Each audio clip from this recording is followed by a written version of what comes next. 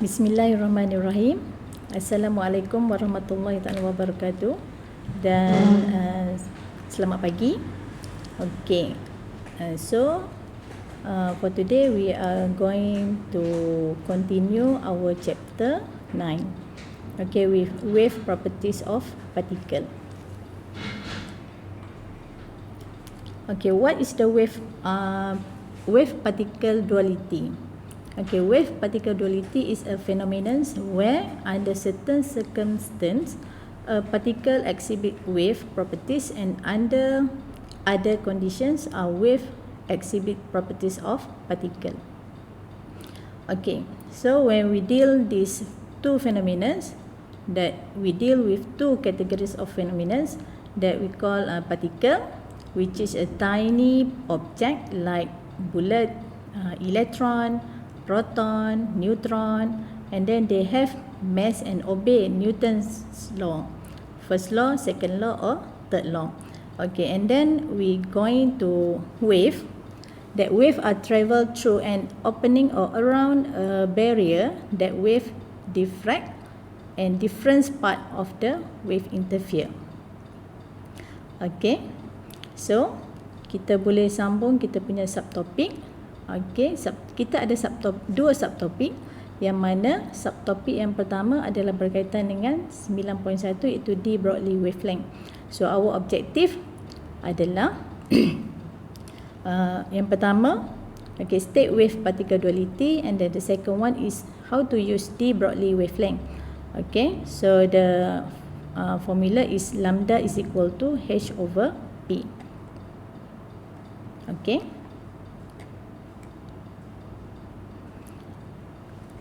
According to the quantum story, okay, a photon of electromagnetic radiations of wavelength has an energy E equal to hf equal to hc over lambda.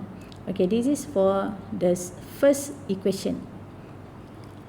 Okay, where the h is Planck constant and then c is the speed of light in vacuum.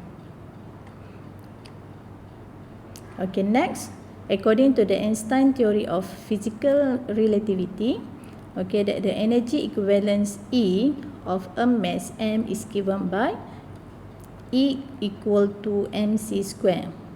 Okay.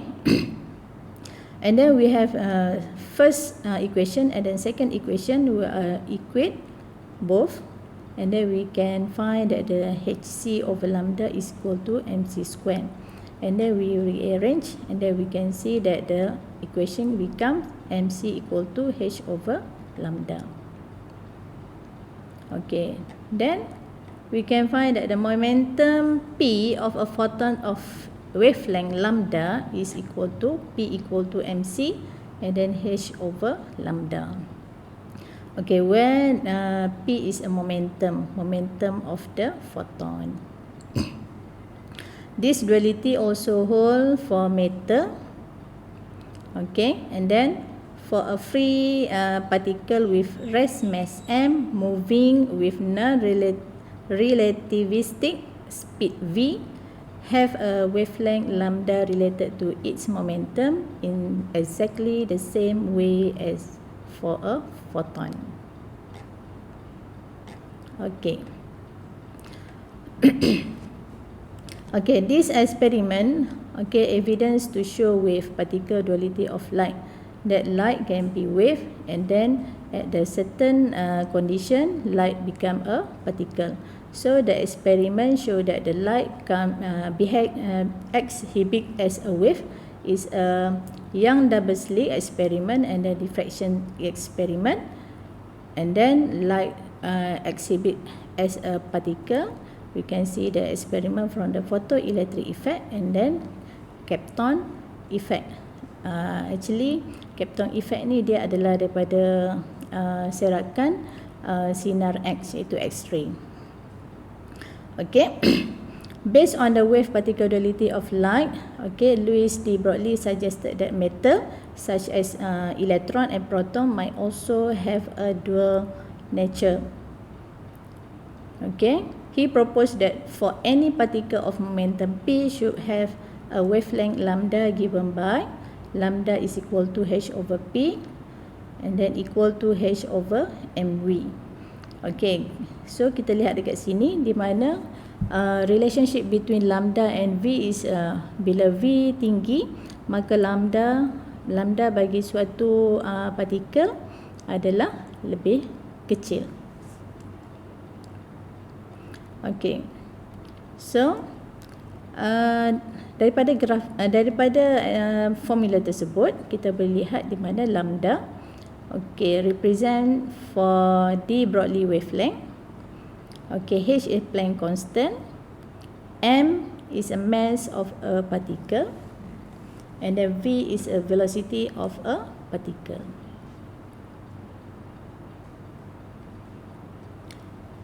Okay, so this wavelength what we call d Broglie wavelength of a particle.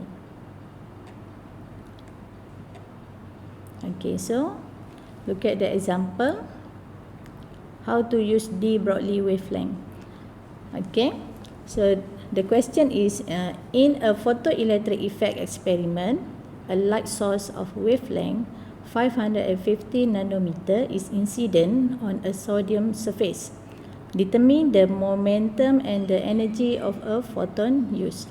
Given the speed of light in the vacuum, c is equal to 3.0 times 10 to the power 8 meter per second, and then Planck constant that given is h equal to 6.63 times 10 to the power of negative 34 joule second. Okay, how to solve this problem? Okay, so we can find that the lambda is given 550 times 10 to the power of negative 9 meter, and then how to find the momentum? Okay, by using the d Broglie wavelength. Okay, so lambda is equal to h over p. Okay, we just substitute the equation, substitute the information into the equation. Okay, then we arrange the formula tersebut. Okay, and then we can find that the answer is 1.21 times 10 to the power of negative 27 kilogram meter per second. Okay, so how to find the energy of photon? Okay, by using the E equal to hc over lambda. Okay, we just substitute, and then we can find the photon is 3.62 times 10 to the power of negative 19 joule. Okay, so the d Broglie relation was confirmed in 1927 when Davisson-Germer succeed in diffracting electron. We show that the electron have wave properties. Okay, now we are going to the second subtopic, 9.2 electron diffraction. Okay, in this subtopic we have three objectives that we have to achieve after the class. Okay, first describe the observations of electron diffraction in Davisson-Germer experiment. Okay, second, explain the wave behavior of electron in an electron microscope. And then C, state the advantage of electron microscope compared to optical microscope. Okay, we go to the first objective. Okay, Davisson-Germer experiment. Okay, figure below show a tube for demonstrating electron diffraction by Davisson-Germer. Okay, so dekat gambar rajah di bawah, okay, kita boleh lihat di mana kita boleh consider untuk tiga bahagian. Yang pertama, okay, dekat cathode, yang mana elektron beam terhasil dekat cathode. Okay, lepas tu bahagian yang kedua adalah kita ada grafik filem. Okay, and then yang ketiga adalah hasil dia adalah pada skrin yang kita boleh lihat dia punya diffraction pattern tersebut.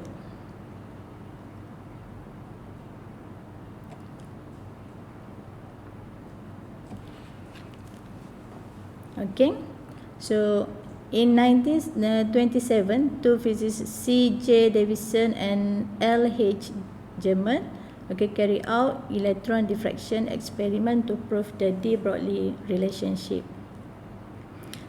First, a beam of the electron in the cathode ray tube is accelerated by the applied voltage toward an extremely thin graphite film as a target.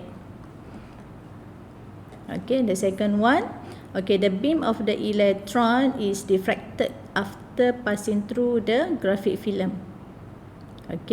And then the third one is the diffraction pattern on the ring of rings is observed on the fluorescent screen. So kita lihat dekat sini, dia punya diffraction pattern dia adalah berbentuk cincin. Berbentuk cincin. Di mana diffraction pattern ini, di mana dilihat hampir menyerupai serakan yang berlaku pada X-ray.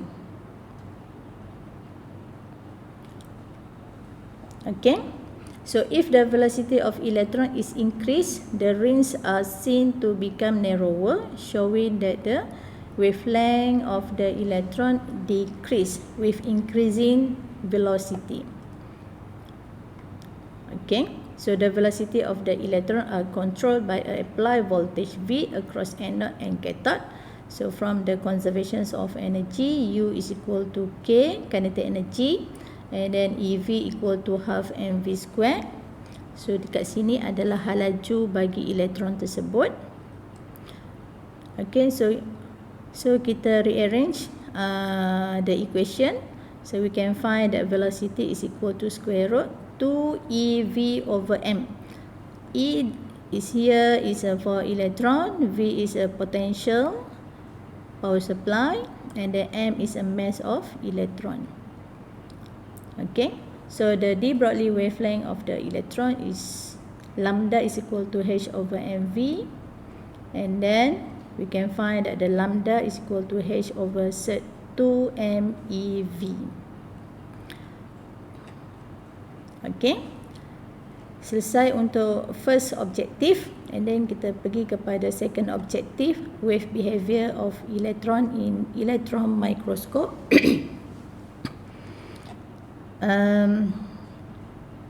So electron microscope, a particle device that relies on the wave properties of electron. It is similar to optical compound microscope in many aspects. So di sini kita ada dua jenis, two types of electron microscope. What we call, the first one is the transmission electron microscope, and the second one is the scanning electron microscope. So how the wave behavior? In the electron microscope, electrons are produced by the electron gun. The second, electron has accelerated by voltage on the order of 10 to the power of 5 volt, have wavelength in order of 0.004 nanometer. And then the electrons are deflected by the magnetic lens to form a parallel beam, which then incident on the object or sample. And then the magnetic lens is actually magnetic field that exert forces on the electron to bring them to a focus. The field are produced by carefully designed current carrying coil of the wire. So kita boleh lihat dekat sini. Di sini adalah condensing lens, magnetic lens. Kita ada 3 bahagian. So di sini kita punya objek, and then ini adalah kita punya electron beam, yang mana kita ada magnet di sini yang akan control supaya electron beam tu dia akan penetrate kita punya objek. So hasil dia, image dia akan terhasil pada fluorescent screen. Then when the object is struck by the electron, more penetrating is some part or sample than in others, depending on the thickness and density of the sample. Okay, and then the image is formed on a fluorescent screen. The image is brightness where most electrons have been transmitted. Then the object must be very thin, otherwise too much electron scattering occurs and no image form. So untuk kita melihat image tu, kita kena pastikanlah kita punya sampel tu mesti nipis lah, dan supaya senang untuk elektron tu penetrate the object. Okay, so kita lihat kepada advantage objektif kita yang ketiga adalah untuk melihat advantage of electron microscope compared to the optical microscope. Okay, advantage of the electron microscope. First one, the advantage of the microscope of the optical microscope is the resolving power of the electron microscope is higher than that of the optical microscope. Ini sebenarnya yang paling penting. Okay, dia punya kuasa resolusi dia adalah lebih tinggi berbanding dengan mikroskop cahaya. Okay. Ini adalah disebabkan oleh apa? This is because of the electron can be accelerated to a very high kinetic energy given them a very short wavelength. Okey, kat sini disebabkan oleh, kita lihat lambda dengan V. Dia berkadar songsang. Kalau V tinggi, maka lambda dia rendah. Okey. So typically 100 times shorter than those of visible light. Therefore, the diffraction effect of the electron as a wave is much less than that of light. Okay, as a result, electron microscope are able to distinguish detail about 100 times smaller. Okay, jadi dia punya dia punya resolusi dia lebih tinggi. Okay, so kita lihat di sini comparison electron microscope and optical microscope. Okay, kita lihat di sini ada 10 dia punya item. Okay, so kita lihat yang pertama, surface structure, di mana mikroskop, electron microscope dia boleh 3D ataupun 2D bergantung kepada jenis mikroskop yang kita gunakan, manakala optical microscope adalah 2D. Okay, so untuk resolution, okay, untuk electron microscope dia punya more power compared to the optical microscope. Magnification dia higher, and then optical is lower. Image bila kita menggunakan electron microscope, dia punya image dia adalah black and white, but then untuk optical microscope dia colourful sebab dia still dalam range cahaya nampak. So bila cahaya nampak, dia dalam 7 color lah.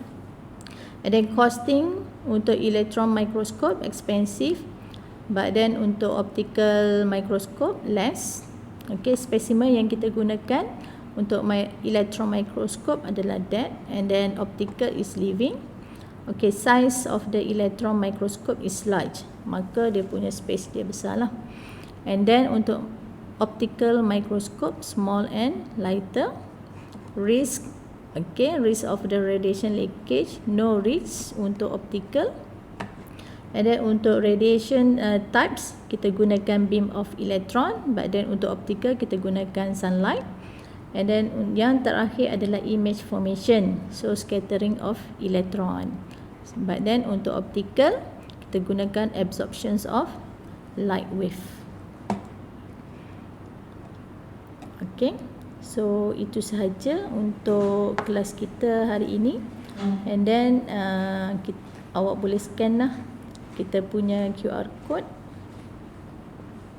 Dan selamat maju jaya. Assalamualaikum.